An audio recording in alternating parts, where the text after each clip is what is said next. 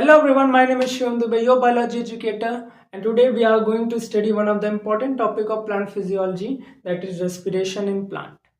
Firstly, we will understand the title of this chapter, which says respiration as a process which is going to be occur in plant. Now the question comes, what is respiration or what do you mean by respiration? If you are thinking that inhalation and exhalation, which means taking of oxygen and expel out of CO2 from the body, is respiration, then you are wrong. This is breathing, not respiration. Breathing and respiration are not synonymous to each other. Breathing simply means exchange of gases between body and the atmosphere. So now, what is respiration? Respiration means releasing of energy and storing it in the form of ATP by oxidation of different molecule with or without presence of oxygen. This definition has few things you have to study. First one, that is oxidation. Here oxidation does not means only addition of oxygen. It also means addition of oxygen. It also means removal of hydrogen also. That means we are not adding oxygen only, we are removing hydrogen from the molecule, different molecules. Here the different molecules which we are using is said to be a respiratory substrate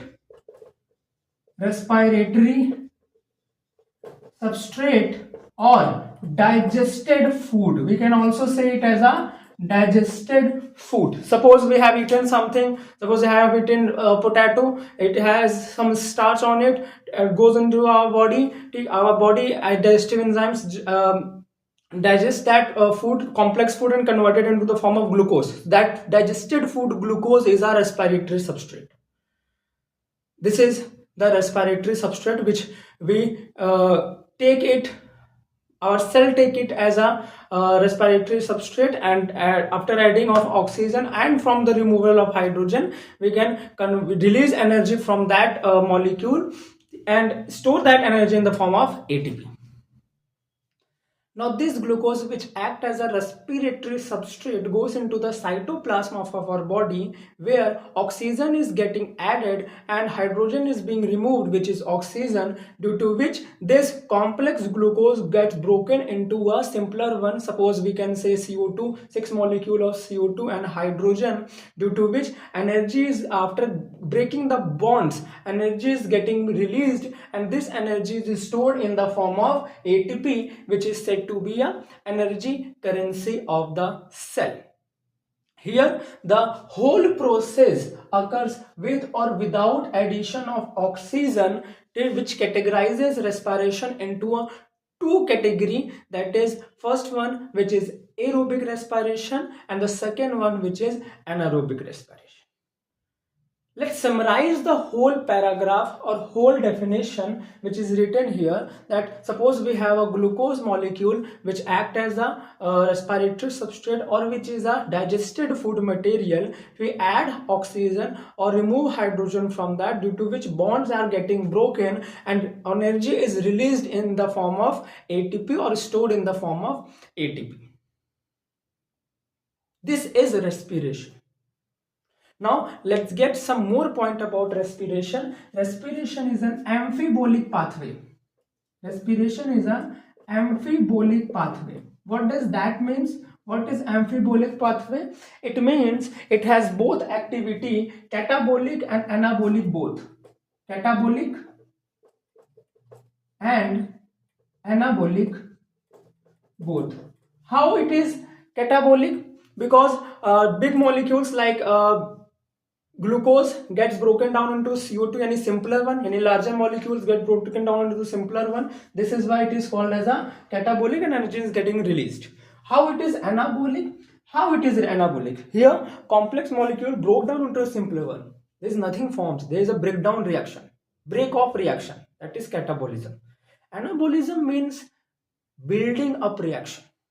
Here the bonds are getting broken. How does it anabolic reaction? We can say respiration is an anabolic reaction because here the intermediate substance which is going to be formed during respiration, suppose we can say acetyl coenzyme A, which is going to be formed in the second or third step of respiration, it gets converted into a fatty acid. Here succinyl coenzyme A, which is also going to be formed during respiration, is going to be converted into a porphyrin ring. Porphyrin ring helps in the production of hemoglobin. Third, alpha ketoglutarate.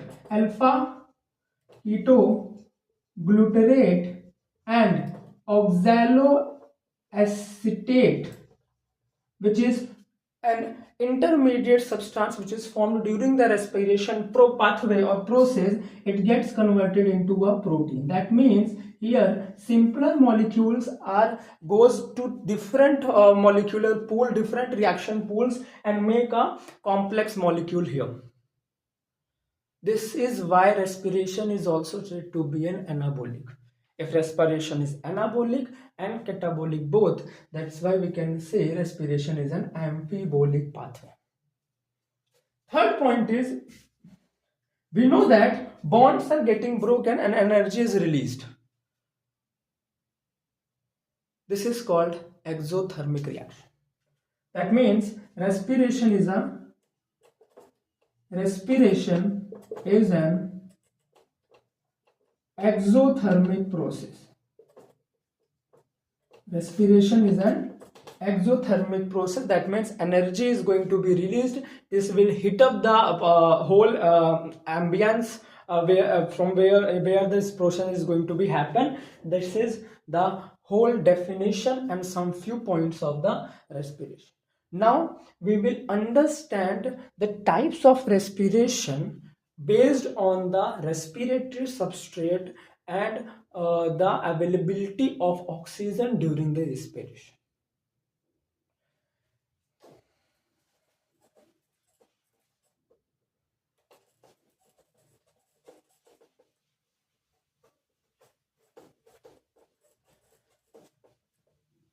Based on the respiratory substrate, types of respiration. Types of respiration. Based on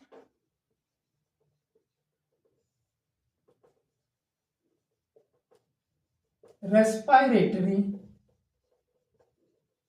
substrate. Based on the respiratory substrate or the molecule which is going to be break down by the oxidation process and energy is going to be released, the respiratory substrate, the availability of the molecule which act as a respiratory substrate, that respiration is of two types. That is, first one is the floating respiration, or the second one is the protoplasmic respiration. Floating respiration is the respiration where the respiratory substrates are carbohydrate and fats. That means if your body is on a proper diet, you are taking a proper diet, your body is full of carbs and fats, the most common type of respiration which is going to be occur in your body, that is floating respiration. But if your body is doing a protoplasmic respiration, then this is one of the hazardous and alarming situation for your body, that your body doesn't have any carbs on fat. You are in a starving condition, that protoplasmic respiration is occurring in your body, because here the respiratory substrates are protein and some organic acids. Somewhere like say malic acid.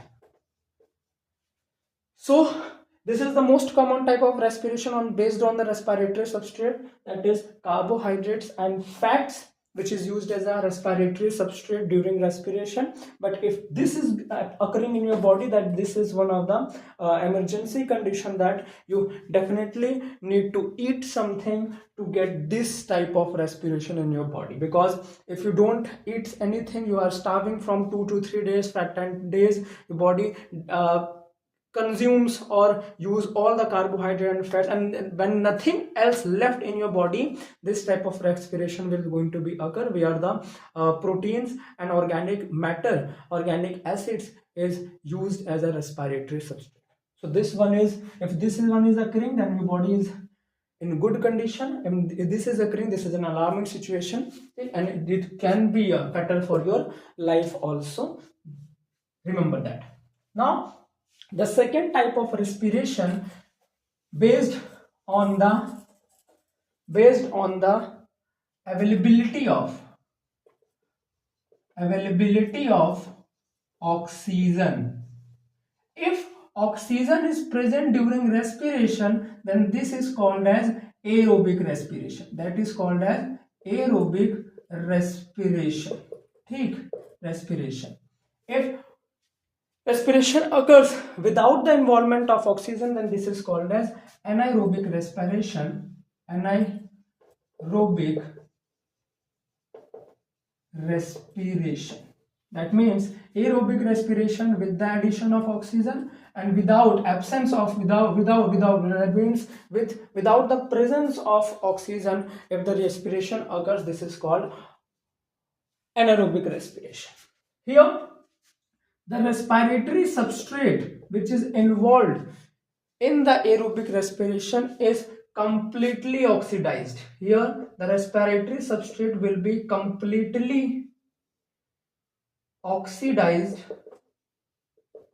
Somewhere we say glucose is getting completely, which is a one molecule having 6 carbon, getting fully oxidized and converted into a CO2 plus H2O. That means 6 molecule of 1 carbon.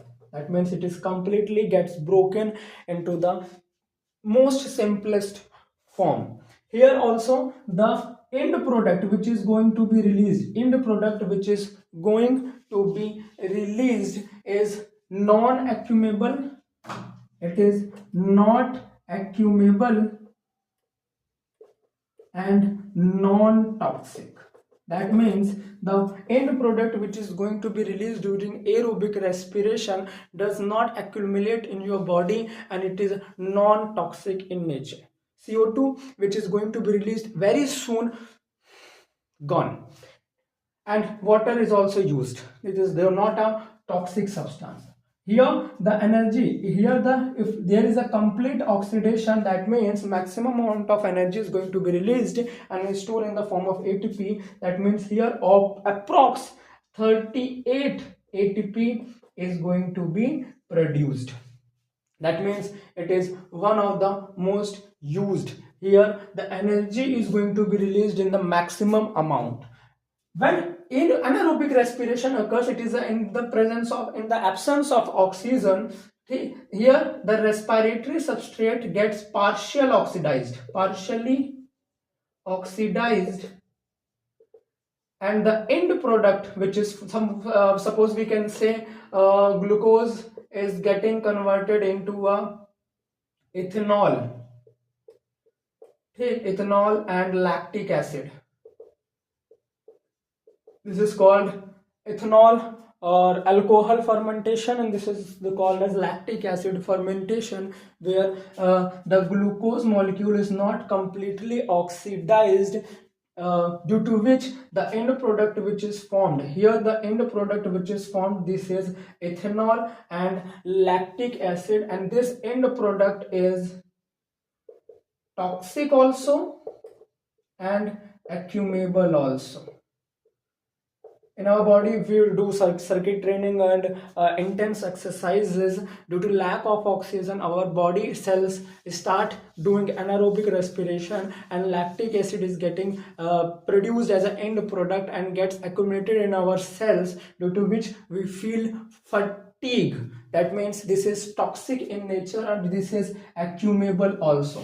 And as in we can say ethanol fermentation, yeast usually, which is a microscopic organism, it does ethanol fermentation, due to which ethanol is getting accumulated into its body, and after reaching 30 about 13% into his body, yeast gets died due to the accumulation. That means the end product during the anaerobic respiration is toxic and accumulable both. Here the amount of, if this is partial oxidation, that means here the oxygen which is here the ATP or energy which is going to be released is very less amount.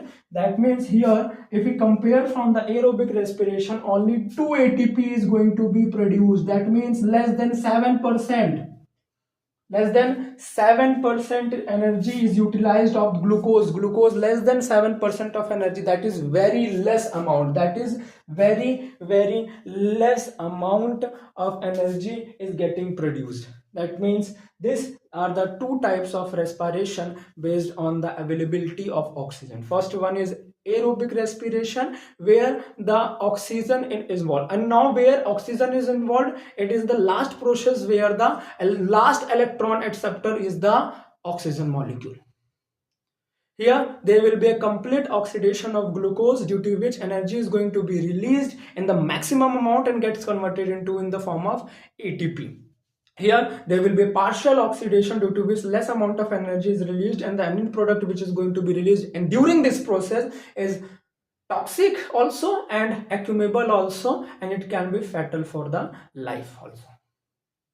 So here we have studied the respiration, the title of the chapter. We have studied the few points about the respiration, that it is a amphibolic pathway, this is an exothermic reaction, types of respiration based on the respiratory substrate, that is floating respiration and protoplasmic respiration. And so now let's move on to the mechanism of respiration, and the first step of respiration is glycolysis, which is common process in both aerobic and anaerobic respiration. It is also said to be one of the most primitive type of metabolic activity. Here glycolysis is made up of combining two words, which is glycose and lysis. Glycose and lysis, they both are the Greek word, which means glycose means glucose and lysis means to split, which means splitting of glucose, that is glycolysis. Glycolysis is also called as EMP pathway. It is also called as EMP pathway because the scheme of glycolysis was given by three scientists named Emden, Meyerhoff and Parnas. It is also called as hexose diphosphate shunt. It is a 10-step gradual process, 10-step gradual process. It is also said to be a partial oxidation process. Partial oxidation process means there is no involvement of oxygen here, and the glucose molecule is not getting completely oxidized. That means glucose molecule cannot get completely broken down into six molecule of one carbon.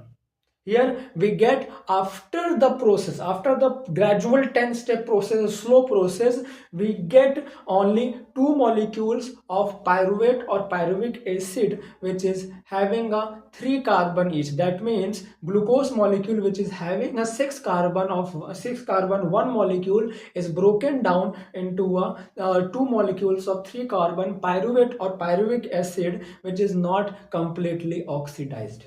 Here oxygen is also not involved. Here there will be oxidation by removal of hydrogen. That's why it is also called as partial oxidation. This Pathway is also called AMP pathway because it was given by it. The scheme of glycolysis was given by Emden, Meyerhoff, and Parnas. It is a 10-step gradual process. That means there is a slow process, and this step of respiration includes 10 sub steps, which requires a lot of enzymatic activity, a lot of energy consumption, a lot of isomerisms also involved here. ठीक. Now the first step of glycolysis, step 1, this is a 10-step process. So starting 5 steps we do not get any energy. That 5 step was the preparatory and splitting phase. It is also called as investment phase, where we invest some energy to the glucose to make it unstable and change its position and split its molecule. Here we prepare glucose, we change its structure so that the glucose molecules get panic in panic situation and split into a 2 molecule. So the step 1, 2, step 5 is said to be as a preparatory phase,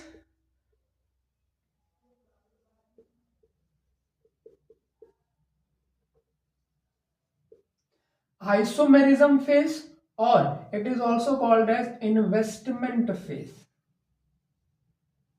And the next 5 step, that is step 6 to step 10, we will get energy. That means the last 5 step will be a payoff phase, where the invested energy will also recover and will also gain some few amount of energy also.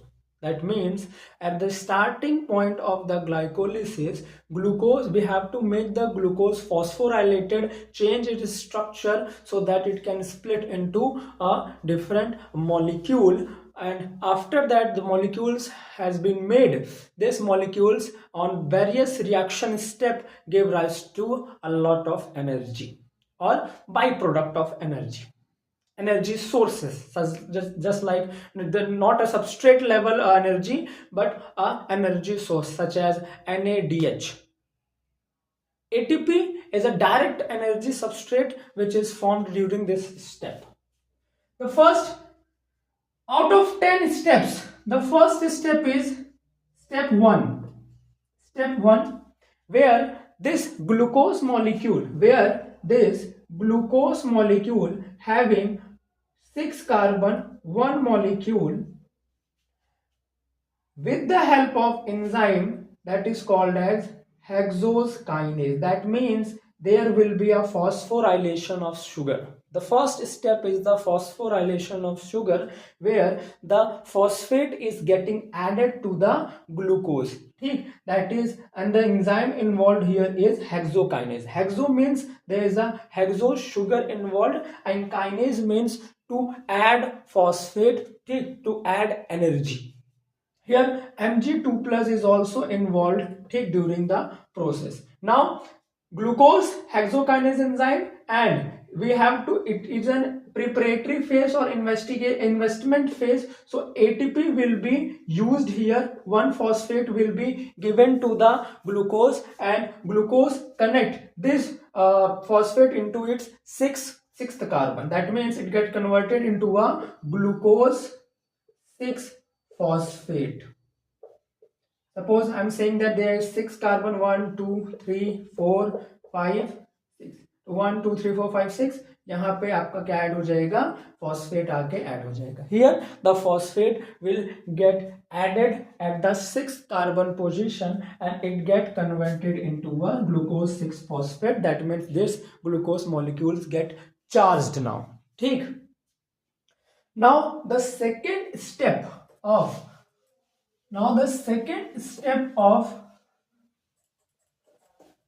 glycolysis is isomerism phase. That is step 2, where this glucose 6 phosphate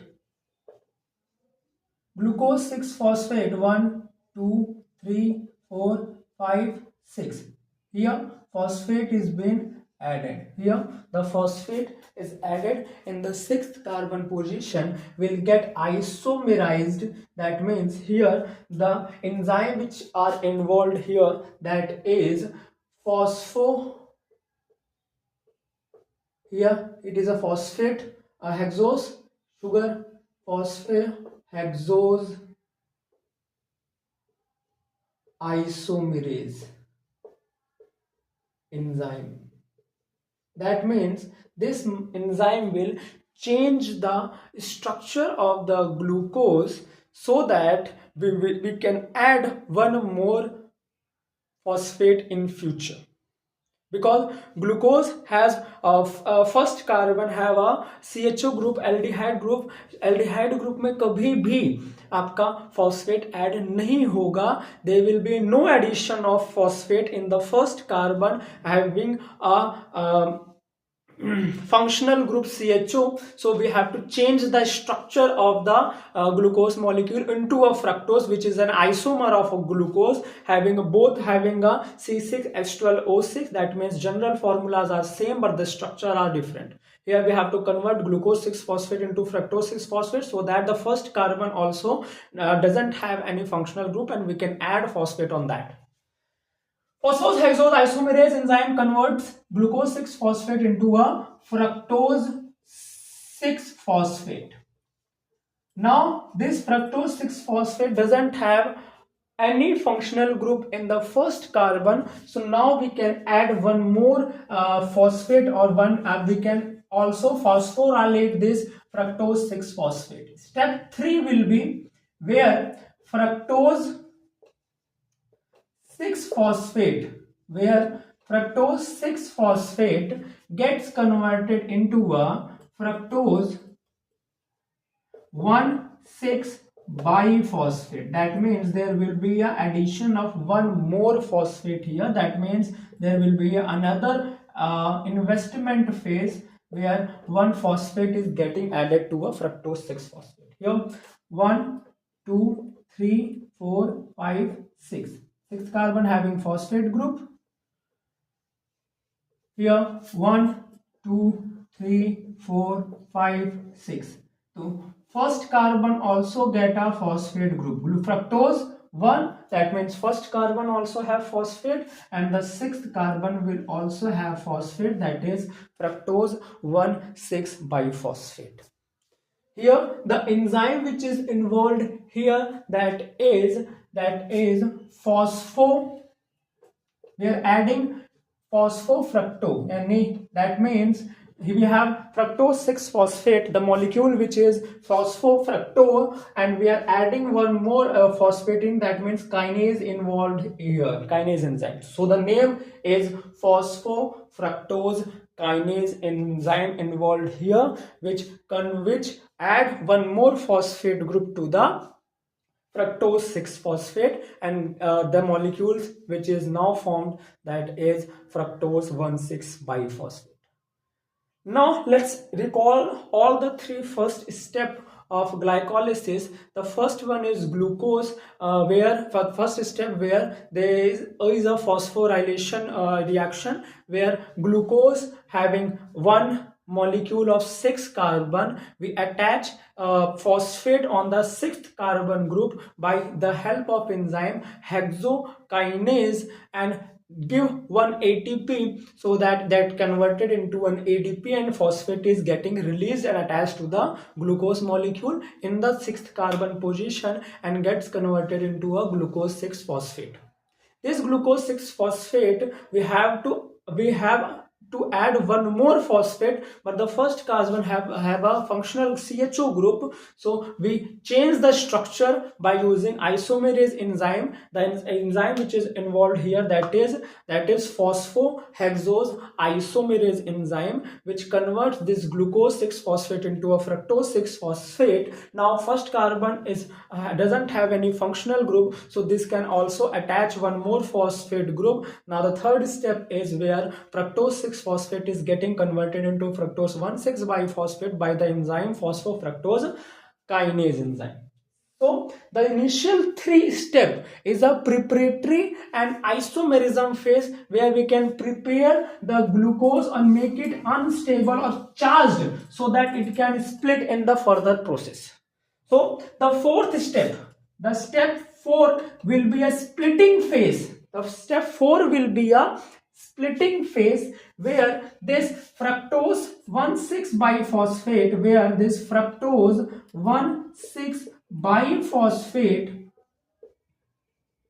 fructose 1,6 biphosphate gets broken down. Now let's see here. We have 3 carbon 1 phosphate, 3 carbon 1 phosphate. If we break this first bond from the middle, we can get two molecules of equal. That is glucofructose, which means fructose 1,6 biphosphate has an enzyme called aldolase, which break down this fructose 1,6 biphosphate into a two molecule having 3 carbon and 1 phosphate both into a two different isomeric unit, that is DHAP and that is GAP, or this is PGA or PGAL. Here the DHAP means dihydroxyacetone phosphate. Here it is called as dihydroxyacetone phosphate, and glyceraldehyde 3-phosphate, or 3-phosphoglyceraldehyde, that is PGAL.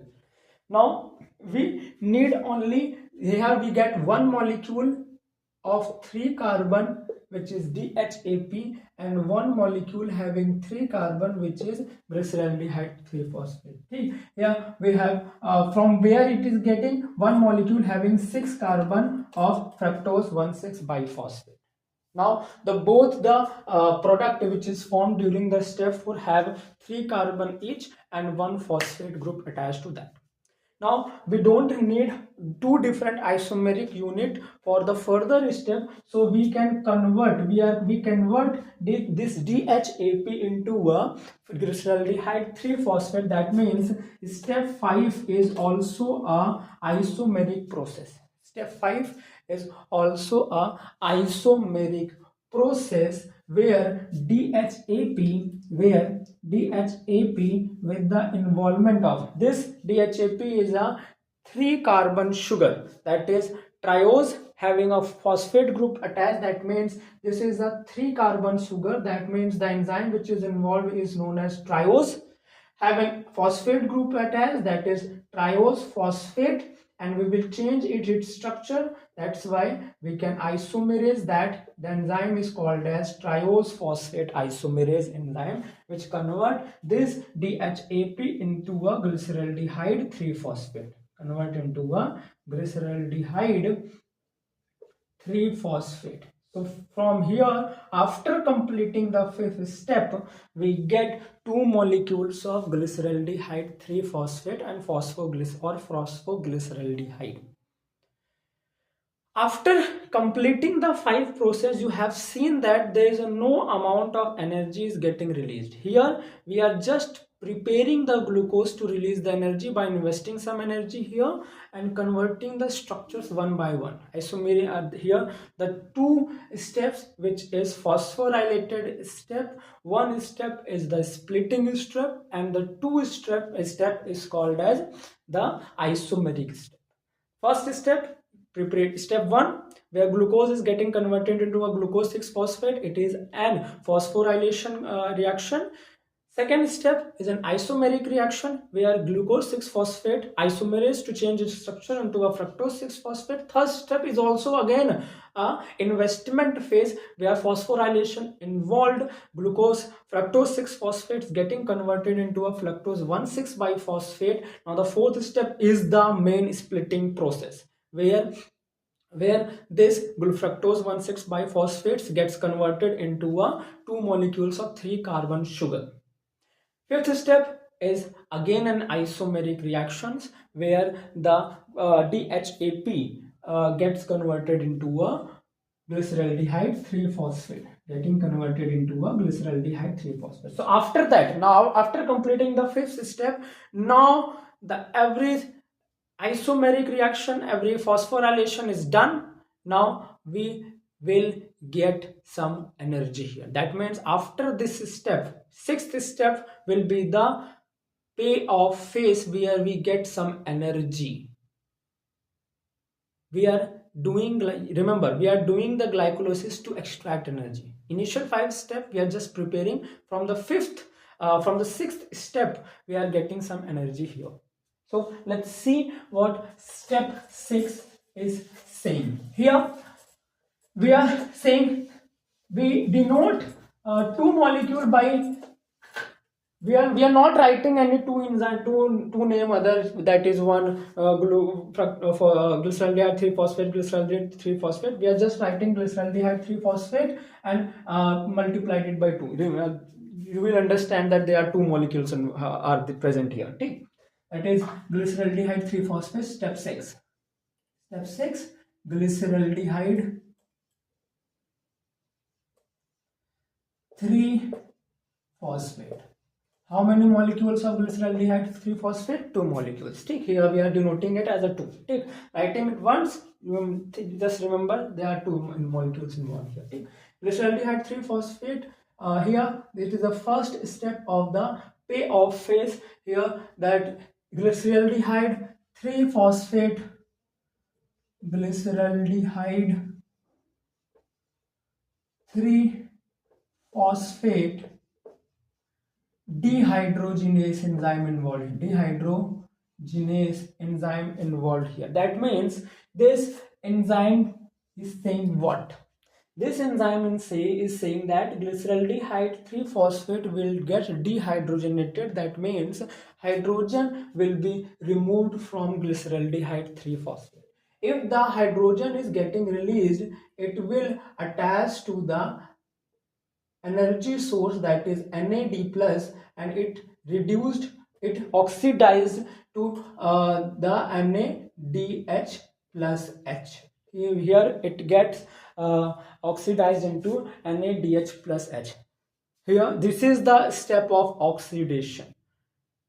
Initial 5 step, there is no oxidation involved here, there is no addition of oxygen, there is no removal of hydrogen. But here the 6th step, which is the payoff phase, here the hydrogen is getting removed from the substrate and it gets attached to the NAD plus, which is a precursor of energy source, and which is an energy source. If it gets into the electron transfer system, it will release some hydrogen, and that after that ATP F0F1 cycle, F0F1 ATP synthetase complex will convert this hydrogen into an energy, that is in the form of ATP. Each molecule of NADH2 will form 3 ATP, and each molecule of FADH will form 2 molecules of ATP in the further step. Here one more thing involved here, that is inorganic phosphate. Inorganic phosphate. So the final product formed here is 2 molecules of 1,3-biphospho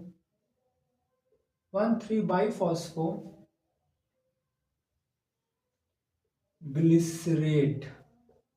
1,3-biphosphoglycerate. That means here organic phosphate is also involved. 2 molecules, one phosphate will get, inorganic phosphate will get attached. That means there is a first carbon also we get energy. Let us understand by making diagram. We have 3 carbon here. Glyceraldehyde 3-phosphate, that means third carbon have a phosphate attached. 2 molecules are there, so we will make 2 molecules. Glyceraldehyde 3-phosphate, phosphate is attached to the third carbon.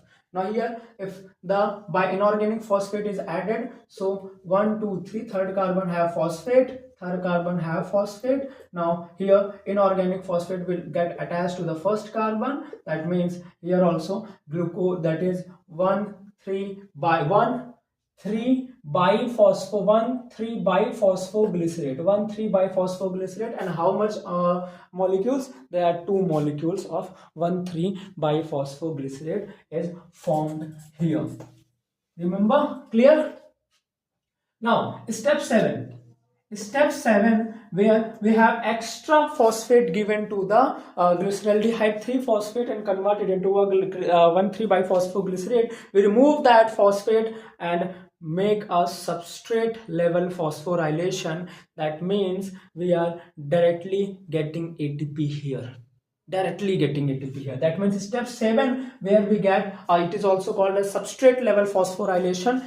Step is also called as substrate level phosphorylation. That means we get a intact energy in the form of ATP, where two molecules of 1 3 biphosphoglycerate will give phosphate here. That means it will give phosphate here, and that means we can say that glyceraldehyde phosphoglycerate. Here the enzyme involved is a phosphoglycerate kinase. That means phosphoglycerate kinase will give a phosphate, and here ADP, two molecules of ADP, it gets converted into a 2 molecules ATP, because here from here one phosphate from each molecule which get released and attached to this ADP to convert it into a ATP.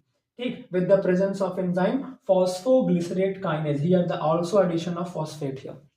That's why kinase enzyme. So what we get here, that is 2 molecules of 3 phosphoglycerate. Here step 6 and 7 is the step where we get, which is the first two step, where which is called as a payoff phase, where we get some energy. Step 8. Now the step 8. Step 8, we have 2 molecules of 3 phosphoglycerate, 2 molecules of 3 phosphoglycerate with the help of enzyme phosphoglycerate mutase. Enzyme is phosphoglycerate mutase. Mutase enzyme will do nothing, just shift the phosphate group from the third carbon to the second carbon. That means here, let us see. 2 molecules are there. I'm making just one molecule. This is the third carbon. This third carbon is getting shifted into a second carbon. That means here we have 1 2 3, and the second carbon will have a phosphate group attached. That means here 2 molecules of 2 phosphoglycerate, we can say phosphoglycerate, we can say. Got it, guys? Now step 8 is completed. We will move to the step 9. We will move to the step 9, where 2 molecules of 2 phosphoglycerate with the help of enzyme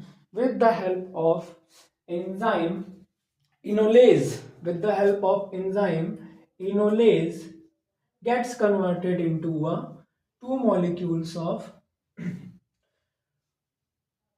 phosphoenol pyruvate, gets converted into a phosphoenol pyruvate. That means enol group will get attached to a phosphoglycerate. Now the step 10 will be where we get energy and the final product of glycolysis, that is pyruvic acid. Here the 2 molecules of phosphoenol pyruvate, here the 2 molecules of phosphoenol pyruvate with the help of enzyme pyruvate kinase, from where phosphate group released from here, and the ADP will do 2 molecules, so 2 ADP converted into an 2 molecules of ATP gives 2 molecules of pyruvate, 2 molecules of pyruvate or pyruvic acid.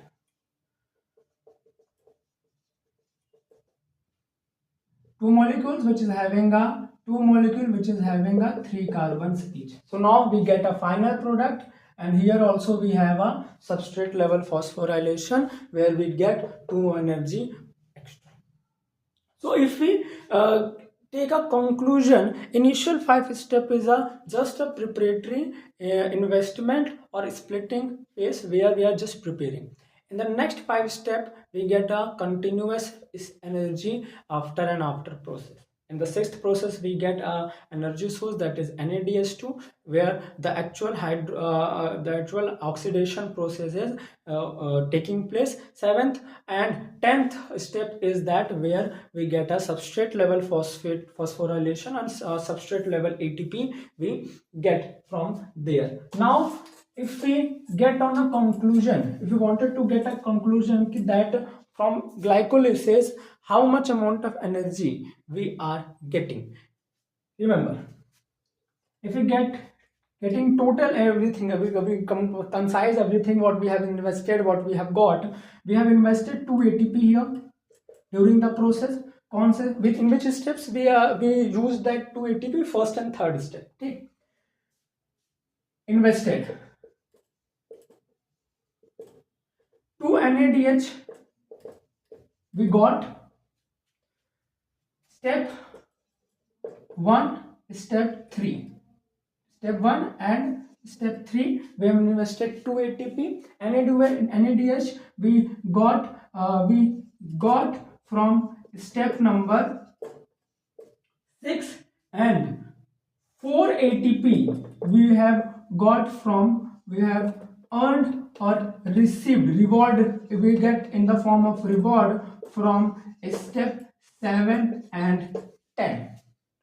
So if we wanted to concise how much total energy after the complete process, see, after glycolysis how much amount of energy we have got, that is, we can say that we have got 4 ATP. See, this is not right now converted into a ATP, that's why we are not adding that right now. We invested 2 ATP, we got 4 ATP. So if we minus that, total amount of ATP we have got is net total ATP we have got after glycolysis, that is 2 ATP only. 2 ATP only, सब काट कुटा के सब जितना है 2 ATP मिला हमें. Now if after the respiration we are calculating the net gain from glycolysis, this 2 NADH2, 1 molecule of NADH2 give 3 ATP, that means 2 molecule of NADH2 will gonna give 6 ATP. 6 ATP, and the previous 2 ATP we will add, that is we got 8 ATP total net. If we add what we have invested also, so we get 10 ATP. That means overall we have got 10 ATP. Okay, we invested 2, so that we minus, तो cut उठा के जो total net हमारे पास आया वो 8 ATP हमें पास आ रहा है. I hope you guys understand all the topics which I have taught you. That is the title of this chapter about the difference between respiration and breathing, some few points of the respiration, types of respiration on the basis of substrate level, on the basis of respiratory substrate, or on the basis of oxygen availability, and the first step of glycolysis, first step, that is glycolysis during respiration. I hope you guys will do good in your exam. Thank you.